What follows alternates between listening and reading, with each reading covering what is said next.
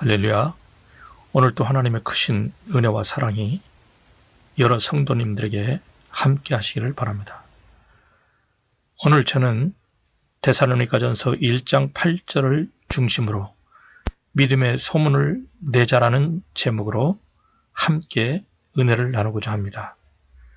오늘 본문의 배경이 되는 지역인 데살로니가는 에게해 북서쪽에 있는 마게도냐의 무역항이었습니다.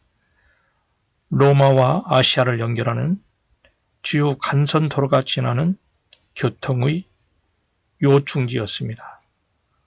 사도 바울은 제2차 전도 여행 중에 이곳에서 3주 동안 머무르며 복음을 전했습니다.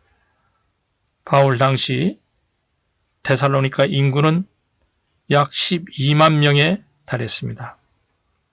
바울이 짧은 기간 동안 복음을 전했지만 그곳에 교회가 세워졌습니다.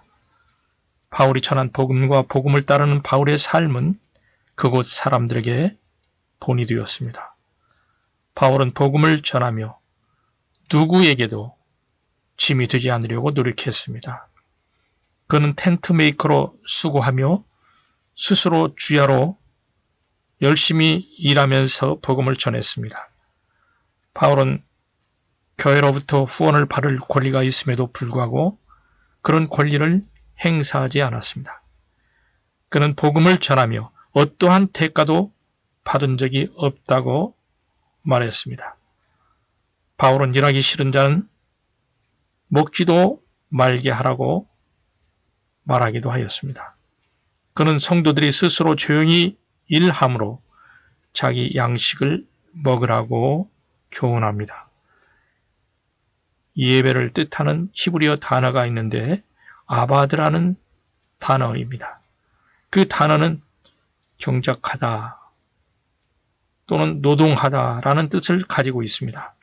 그래서 예배와 노동은 별개가 아니라는 깊은 연관성을 가지고 있습니다. 일하는 것은 예배처럼 신성한 것이라는 것입니다.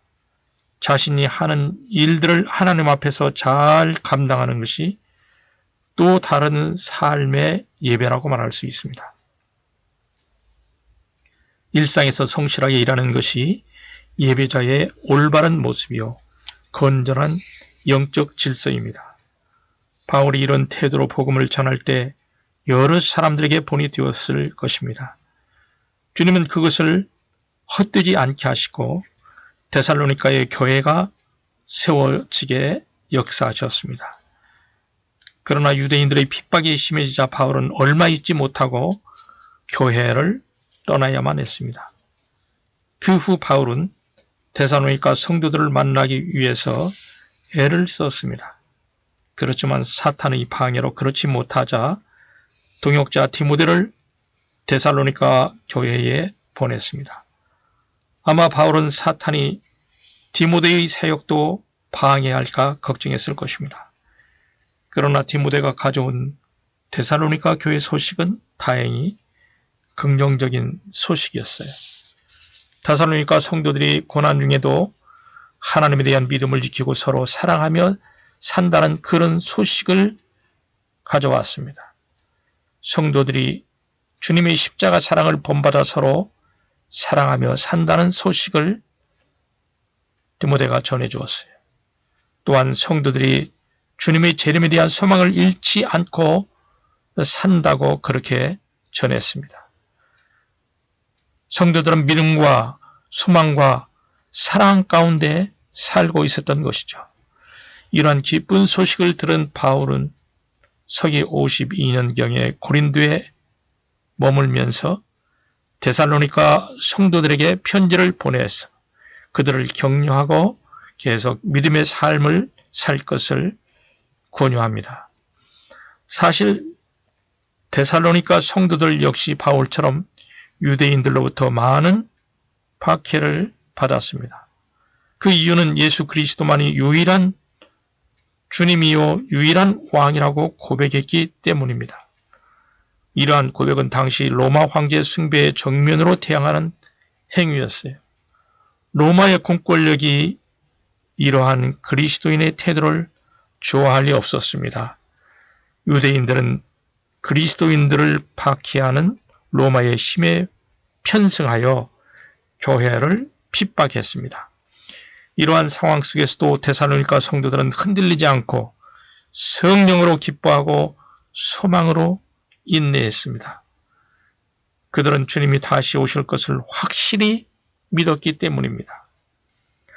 바울은 그들의 믿음이 흔들리지 않도록 또다시 주님의 재림의 날에 대해서 기술하고 있습니다.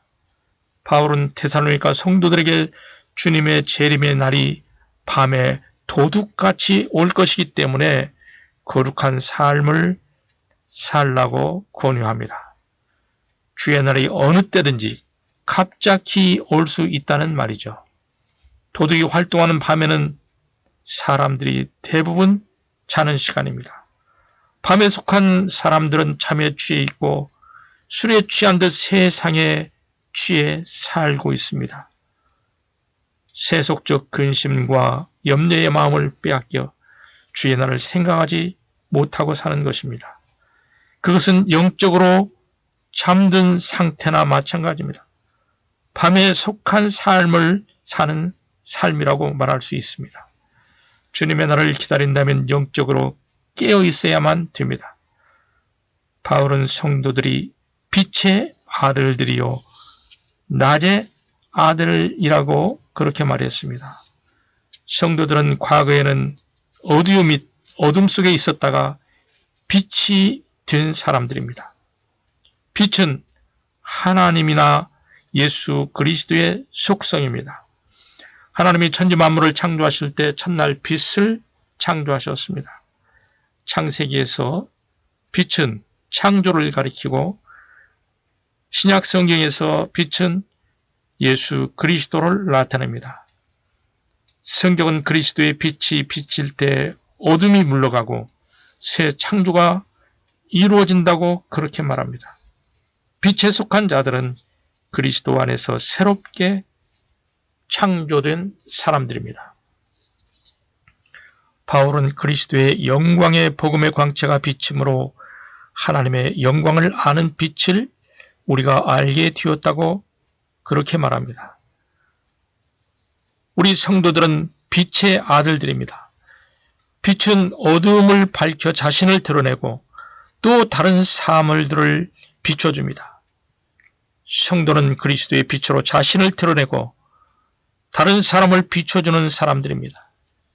성도들은 빛이신 그리스도와 동행하며 살기 때문에 주님 오시는 날이 반갑고 기다려지는 그런 사람들입니다. 주님이 재림하실 날은 빛의 아들들에게는 구원의 날입니다. 하지만 예수 그리스도를 믿지 않는 자들에게는 멸망의 날이 될 것입니다. 예수님이 재림하시는 날 깨어있는 성도와 이미 죽은 성도는 부활하여 공중에 들림받아 하나님 나라에 거하게 될 것입니다. 빛의 자녀로 주님의 재림을 소망하며 믿음의 길을 잘 걸어가는 저와 여러분이 되시기를 바랍니다. 바울은 데살로니가 성도들이 그래왔던 것처럼 그들의 믿음의 행위와 사랑의 수고를 잘 감당해 줄 것을 권면합니다. 바울은 그들이 주의 재림에 대한 소망을 가지고 인내하며 주님을 본받아 살 것을 격려합니다. 주님을 본받아 사는 데살로니가 성도들의 좋은 소문은 점점 퍼져나갔습니다. 마게도냐 지방뿐만 아니라 인접한 아가야 지방까지 그 소식이 퍼져나갔습니다. 우리 속담에 바람는 말이 천리를 간다라는 말이 있습니다. 소문은 소리도 없이 빠르게 퍼지는 법입니다. 탈무드에 보면은 잘못된 소문은 세 사람을 죽인다고 그렇게 말합니다. 소문을 퍼뜨린 사람, 소문을 듣는 사람, 소문을 일으킨 사람을 죽인다는 말입니다. 그러나 믿음의 좋은 소문은 세 사람을 살릴 수 있습니다. 믿음의 소문을 일으킨 사람, 믿음의 소문을 퍼뜨리는 사람, 그리고 믿음의 소문을 듣는 사람을 살리게 됩니다. 우리는 믿음의 소문을 일으키는 사람이 되어야 합니다. 믿음의 소문을 일으키기 위해서 주 예수 그리스도를 본받는 그런 사람이 되어야 합니다. 주님을 본받는 자로 소문날 수 있기를 바랍니다. 우리 주위에 보면은 음식 맛이 좋으면 맛집으로 그 집은 소문이 납니다. 소문을 듣고 사람들이 그 맛집으로 찾아 모여듭니다. 좋은 소문이 사람을 부르듯이 좋은 믿음의 소문은 사람들을 모여들게 할 것입니다. 믿음의 소문을 내는 것은 중요합니다. 믿음의 소문을 내는 바로 그것이 전도입니다. 전도는 어둠에 있는 자들을 빛으로 이끌어내는 것입니다. 사람들은 누구나 자기가 한 일의 결과가 오랫동안 갈 수 있기를 그렇게 원합니다. 그러나 그런 바람과는 달리 일의 결과가 오래가지 못하는 시대에 우리는 살고 있습니다. 단적으로 과학기술 분야의 변천 속도는 너무 빠릅니다. 신제품이라고 해서 사는데 그 신제품들은 얼마 있지 않아서 구식 제품, 구식 모델에 되고 맙니다. 기업의 평균 수명도 짧아지는 추세라고 합니다. 글로벌 컨설팅 회사 맥킨지의 조사에 따르면 85년 전, 그러니까 1935년 당시 기업의 평균 수명은 90년이었습니다. 그러나 현재는 기업의 평균 수명이 15년이라고 합니다. 우리나라 KB금융그룹에서 작년에 전국의 커피 전문점 수를 조사한 통계가 있습니다. 그 조사에 의하면 전국적으로 7만 100곳의 커피 전문점이 있었습니다. 작년 한 해 1만 4천 개의 커피 전문점이 새로 문을 열었는가 하면은 문을 닫은 곳도 9천여 곳에 달한다고 합니다. 수많은 단체와 정당이 생겨났다가도 얼마 못 가서 사라지는 그러한 시대에 우리는 살고 있습니다. 그러나 여러분, 전도는 그렇지 않습니다. 전도하면 그 결과가 영원합니다. 한 영혼을 위해서 기도하고 전도하고 양육하는 일은 참으로 소중합니다. 우리가 시간 속에서 누군가에게 예수 그리스도를 전하면 그 영향은 영원히 남게 되는 것이죠. 여러분, 이제 말씀을 요약합니다. 데살로니가 성도들처럼 믿음과 사랑과 소망 가운데 살아갈 수 있기를 바랍니다. 주님의 재림을 기다리며 흔들리지 말고 빛의 자녀로 살아갈 수 있기를 바랍니다. 주님을 본받아 살면서 좋은 소문을 내는 삶을 사시기 바랍니다. 어둠에 있는 자를 빛으로 이끄는 전도의 삶을 살 수 있기를 바랍니다.